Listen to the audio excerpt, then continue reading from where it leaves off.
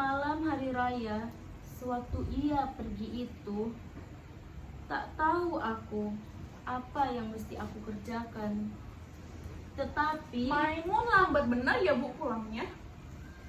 barangkali banyak yang harus dikerjakannya. Karena katanya mungkin bulan depan dia naik gaji. Betul itu Ibu. Memang pintar Maimun tuh. Otaknya encer. Tapi karena kita tidak punya uang, kita tidak bisa biaya sekolahnya lebih lanjut lagi. Tapi kalau ia mau bekerja keras, tentu ia akan menjadi orang yang berharga di masyarakat. Narti, siapa yang sering kulihat bersepeda denganmu? Ah, itu teman kerja aja Ibu. Tapi ibu rasa pantas sekali dia buat kau. Meskipun ibu rasa dia bukanlah orang yang rendah seperti kita di derajatnya. Tapi kalau kau suka, Ah, buat apa Ibu memikirkan perkawinan sekarang? Mungkin kalau 10 tahun lagi nanti, kalau sudah beres. Narti, siapa lelaki yang sering ibu lihat bersepeda denganmu? Ah, itu teman kerja aja Ibu. Tapi ibu rasa kau cocok sekali buat dia nanti. Meskipun ibu rasa dia bukanlah orang yang rendah seperti kita derajatnya. Tapi kalau kau suka, Kalau 10 tahun lagi nanti, kalau sudah beres semuanya Ibu. tapi kalau Mintarsi nanti sudah kawin, kau mesti juga nanti. Kau kan lebih tua. Waktu ayahmu pergi, pada malam hari raya itu, ku peluk kalian anak-anakku. Semuanya hilang akalku. Sudahlah Bu, buat apa mengingat masa lalu?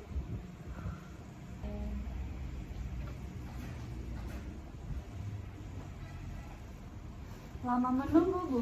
Hah? Ah, tidak. Agak lambat hari ini, Mun. Di mana kau berbuka puasa tadi? Kerja lembur Bu. Tadi aku berbuka puasa bersama teman-temanku di kantor. Tapi biarlah Bu buat Mintarsi nanti. Mana dia Bu? Mengantarkan jahitan. Kak, ada kabar aneh nih. Tadi pagi aku berjumpa dengan seorang tua yang mirip banget dengan ayah. Oh, begitu. Waktu Pak Tirto belanja di sentral, tiba-tiba ia berhadapan dengan seorang tua kira-kira berumur 60 tahun. Ia kaget juga karena orang tua itu seperti yang pernah dikenalinya. Katanya orang tua itu serupa benar dengan Raden Saleh. Tapi kemudian orang itu menyingkirkan dirinya lalu menghilang di kerumunan orang banyak. Ah, tidak mungkin dia ada di sini. Aku kira dia sudah meninggal dunia atau keluar negeri. Sudah 20 tahun semenjak ia pergi pada malam hari raya seperti ini. Ada orang yang mengatakan dia ada di Singapura, Bu. Tapi itu sudah 10 tahun yang lalu.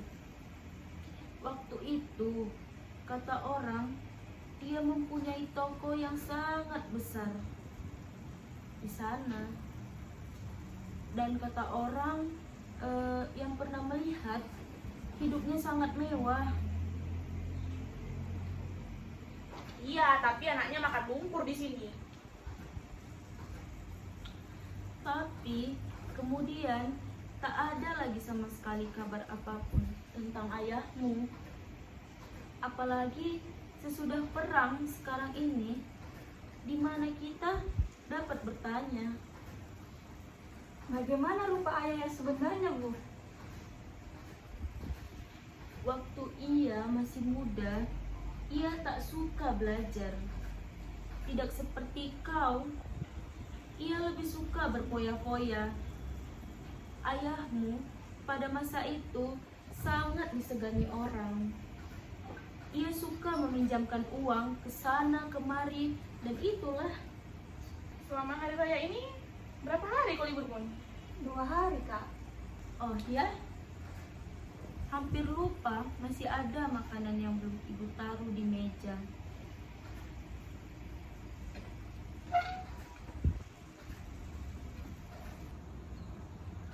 Pak Tirto bertemu dengan orang tua itu kapan? Mon? Kemarin sore, Kak, kira-kira jam 6:30. Bagaimana pakaiannya?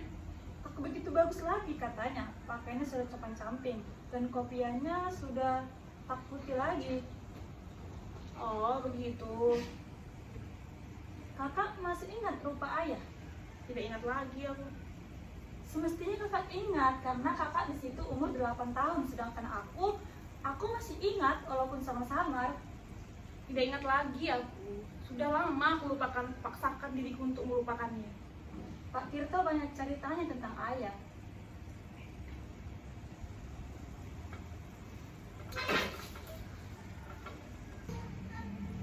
Ya, kata orang, ayahmu seorang yang baik hati.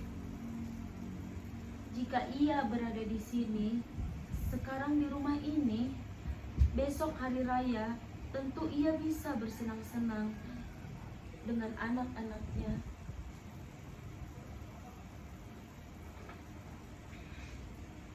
Bintangsi seharusnya udah pulang sekarang. Jam berapa ini sekarang? Kak ngerti, ada kabar aneh lagi nih.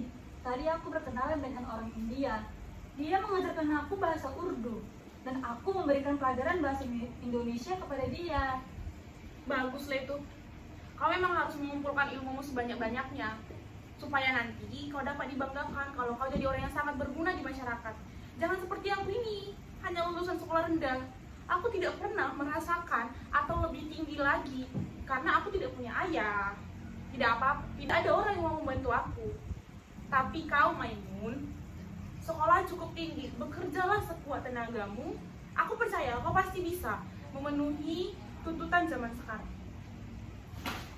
Sudah berbuka puasa semuanya. Tadi kami menunggu kau, tapi lama benar. Makanlah, apalagi yang kau lihat? Waktu aku lihat di situ tadi, Kak Nati, dengar dulu Kak. Iya, aku dengar.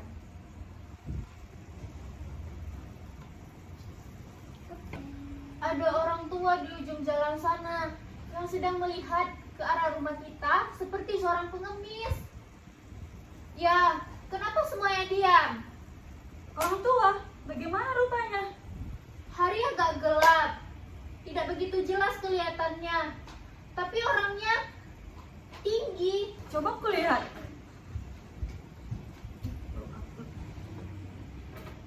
Siapa, Mun? Tak ada orang kelihatannya.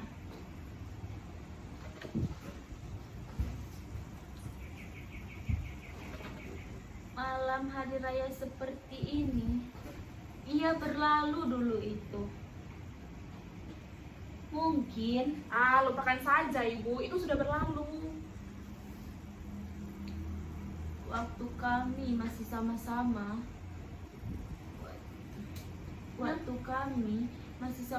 muda, kami sangat berkasih-kasihan.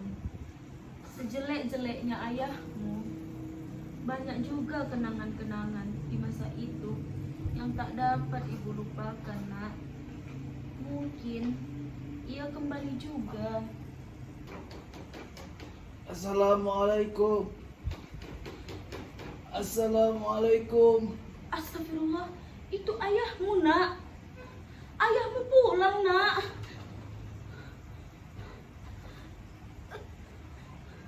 Apakah benar di sini Nyonya Saleh? Bangku. Tidak. Kaukah itu tidak? Saleh,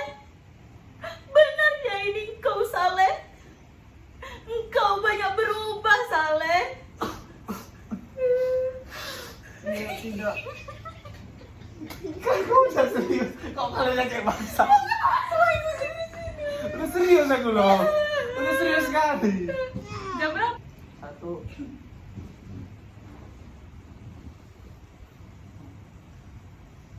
Saleh, engkau yang ini Saleh. Engkau banyak berubah Saleh.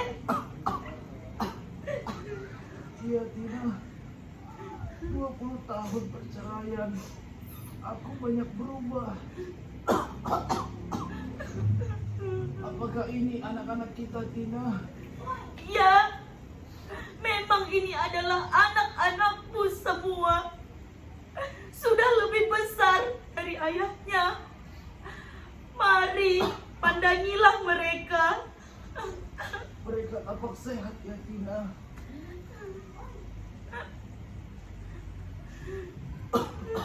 Ayahmu pulang, nak. Ayah, aku Maimun, ayah. Maimun, engkau sudah besar ya nak. Dahulu, waktu aku pergi dulu, kau masih kecil sekali. Dan ini siapa? Saya Mintarsi, ayah.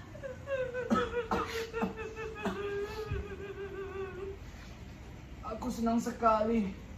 Tak tahu apa yang harus aku lakukan sekarang. Aku sendiri tidak tahu di mana aku harus memulai berbicara. Anak-anak semuanya sudah besar seperti ini. Aku kira inilah bahagia yang paling besar.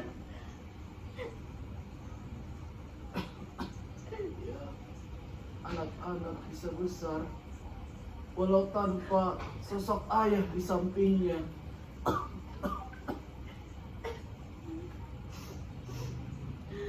Mereka semua sudah jadi orang pandai sekarang.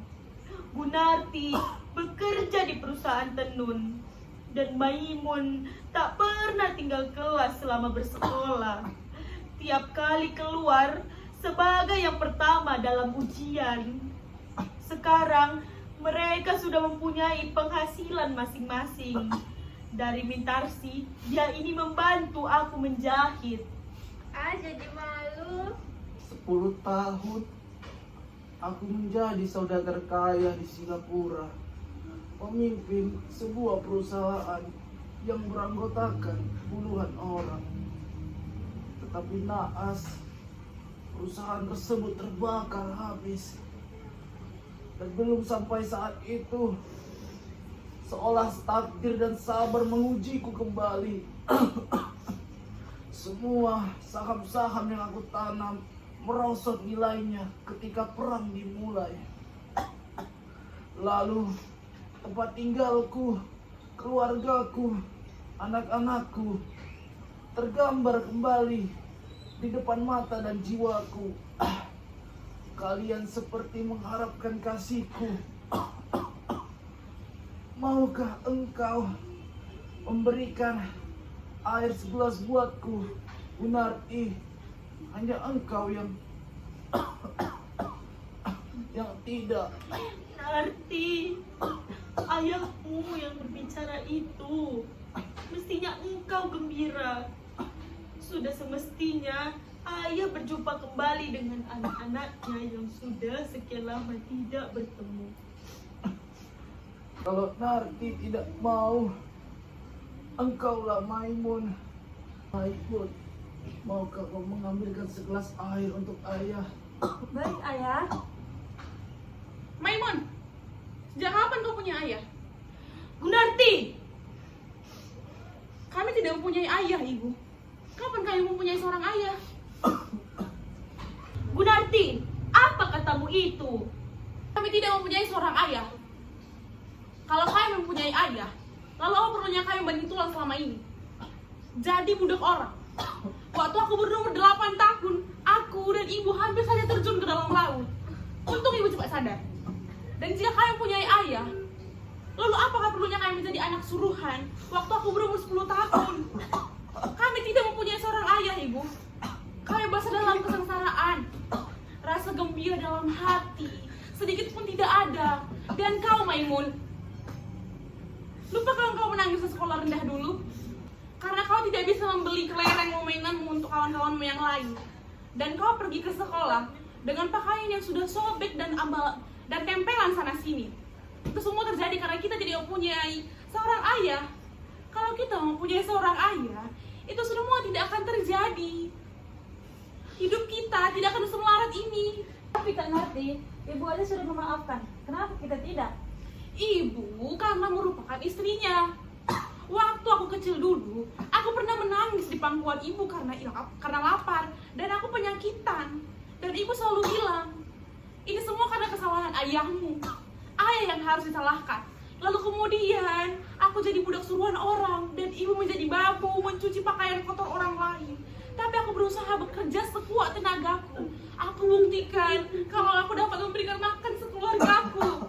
Aku berteriak kepada dunia, aku tidak butuh pertolongan orang lain.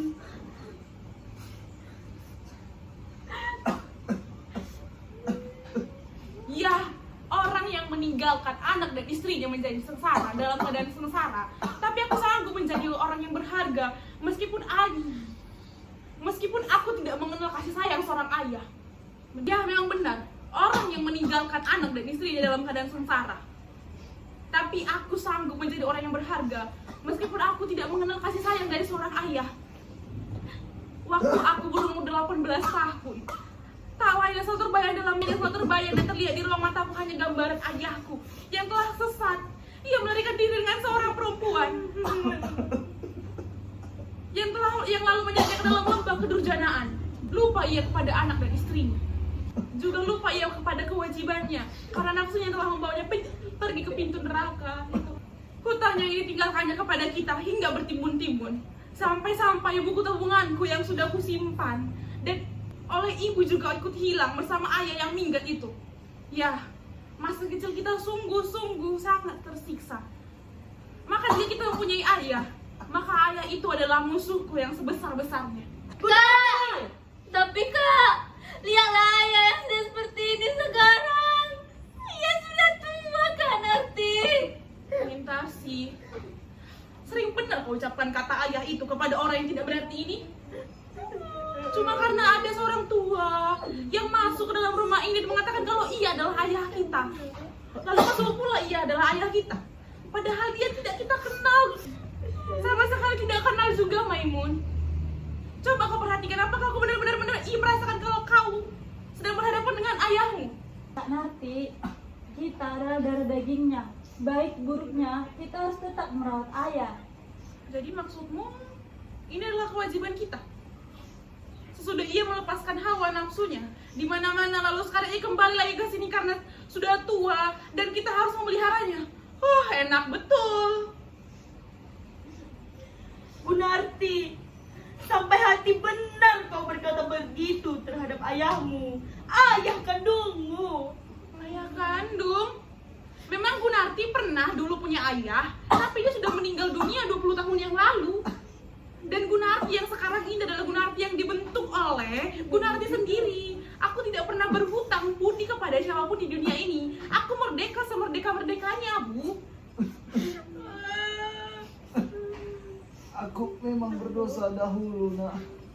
Aku mengaku. Dan itulah sebabnya aku kembali pada hari ini. Pada hari tuaku untuk memperbaiki kesalahan dan dosaku. Tapi ternyata sekarang, ya benar katamu Narti. Aku seorang tua dan aku tidak bermaksud untuk mendorong-dorongkan diri agar diterima di mana tempat yang aku tidak dikehendaki. Baiklah, jika ini akhir keputusan kalian, aku akan pergi. Tapi tahulah Narti, rasa kesengsaraan yang aku rasakan, di mana dulu aku seorang yang kaya, dihormati semua orang, sekarang diusir sebagai pengemis oleh seorang anak kandungnya sendiri. Tapi biarlah sedalam apapun aku terjerumus ke dalam kesengsaraan, aku tidak akan mengganggu kalian lagi. Tunggu dulu ayah, jika Kak Narti tidak merawat ayah, aku yang akan merawat ayah. Aku tidak peduli dengan apa yang semuanya. Maimun, apa kau pernah memiliki seorang ayah seperti ini? Apa kau pernah mendapatkan pertolongan dari orang tua seperti ini?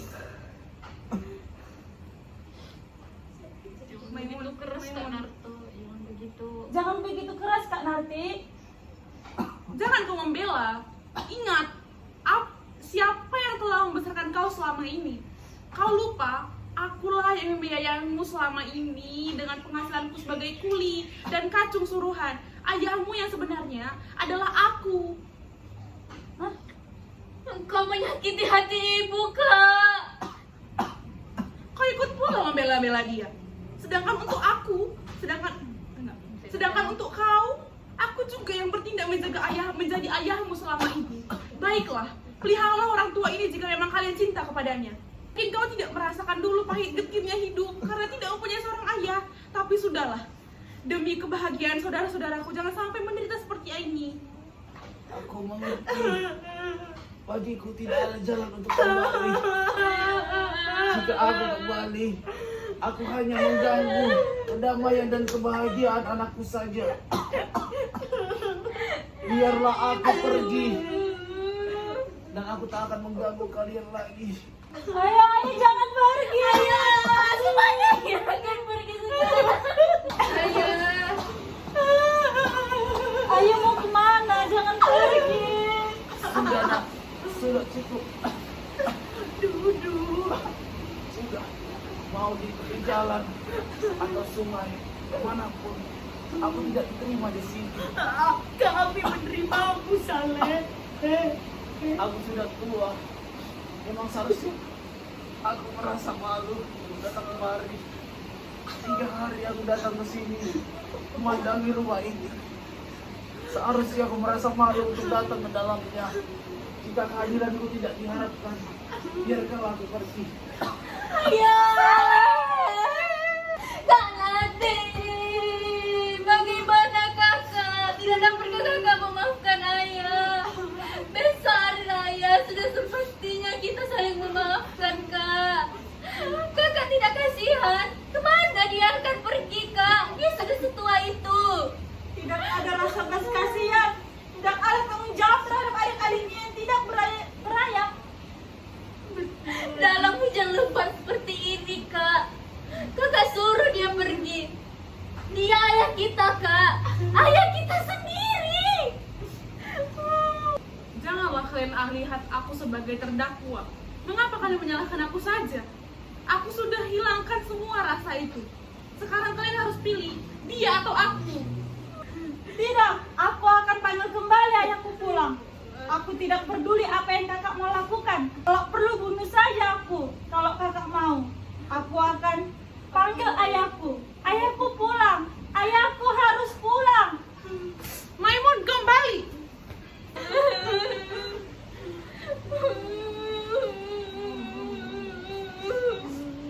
Mana ayah, Kak? Aku tidak tahu. Mana ayahmu? Aku tidak tahu. Aku hanya berjanji sama Salma. Lalu ayah? Bagaimana dengan ayah? Di mana ayah? Maimun, di mana kau dapatkan baju dan sarung ayah itu? Di bawah lampu dekat jembatan. Lalu ayah? Bagaimana dengan ayah? Di Aku mana tidak ayah? tahu. Jadi ayah melompat ke dalam sungai itu. Bu Nanti. Dia tak tahan menerima penghinaan dari aku. Dia yang biasa dihormati di orang, dan dia yang angkuh. Ya, angkuh seperti diriku juga. Ayahku telah membunuh aku telah membunuh ayahku. Ayahku sendiri. Ayahku pulang. Ayahku.